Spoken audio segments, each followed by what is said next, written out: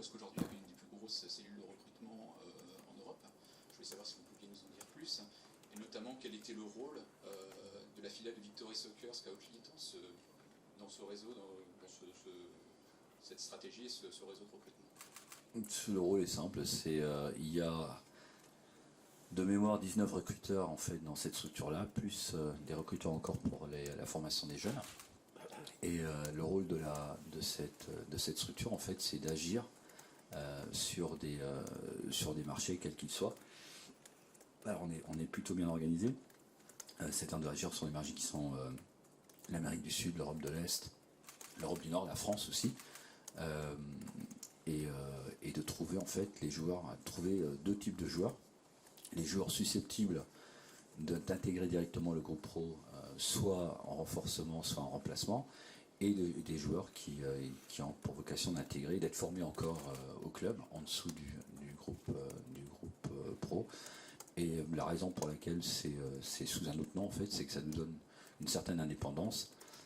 On a une situation particulière, c'est quand lui va voir un joueur, ça c'est assez particulier, parce que s'il s'annonce automatiquement, il y a des gens qui s'intéressent à ce joueur.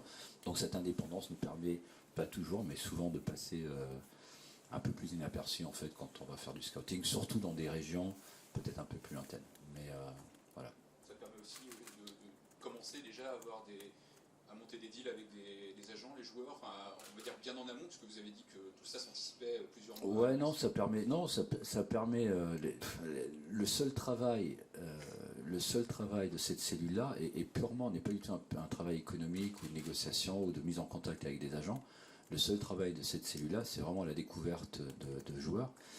Et souvent d'ailleurs des joueurs qui serviront à rien, parce qu'on regarde énormément de joueurs qui sont très bons, mais sur des postes où on est pourvu et où il n'y a pas de changement, mais on prévoit quand même toujours qu'il puisse y avoir quelque chose, même une blessure par exemple.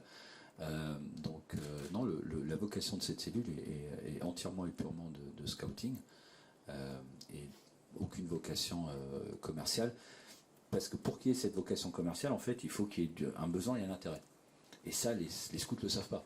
Eux nous disent, je sais pas, j'ai un ailier droit qui est très très très très très bon. Il se trouve qu'on a Nicolas Pepe par exemple.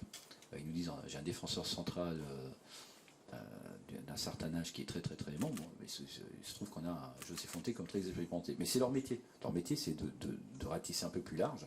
Et après, nous, effectivement, on donne des besoins qui peuvent être spécifiques, et après, ça devient très spécifique. Mais leur travail au jour le jour, c'est ça. C'est en fait de faire en sorte qu'on ait cette base de données. On a une base de données qui est propriétaire, avec un soft aussi qui est propriétaire, qui nous permet à n'importe quel moment en fait, d'avoir des discussions intelligentes sur des choix. Et sans doute la plus grosse fierté, c'est d'arriver à trouver des joueurs qui sont soit méconnus parce qu'ils sont dans des championnats ou dans des endroits un peu plus, pas exotiques, mais peut-être moins parcourus par la plupart des clubs, ou parfois, et là il y a vraiment une fierté, parfois de trouver le joueur qui est au vu et au su de tout le monde, mais que personne ne semble suivre parce qu'il est peut-être perdu dans son équipe en France. Donc voilà, c'est leur métier et c'est ce qu'ils font très bien. Donc il y en a 19 de mémoire et je pense qu'il y en a encore 8 ou 9 dans les jeunes.